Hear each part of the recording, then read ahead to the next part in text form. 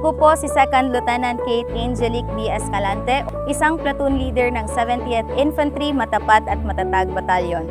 Bilang isang miyembro ng Philippine Army, ako ay sumama po sa outreach program na ito upang magbigay ng suporta sa mga taong may mga mabubuting puso na gustong tumulong sa ating IP community dito sa Sitio Cabiao.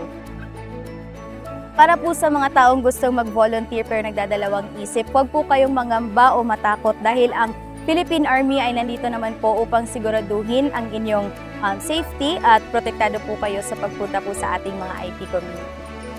Lubos po kaming nagpapasalamat sa Buenas Cares, pati na rin kay Boss Toyo and family sa kanilang ipinaabot na tulong sa ating IP community dito sa Sitio Cabiao.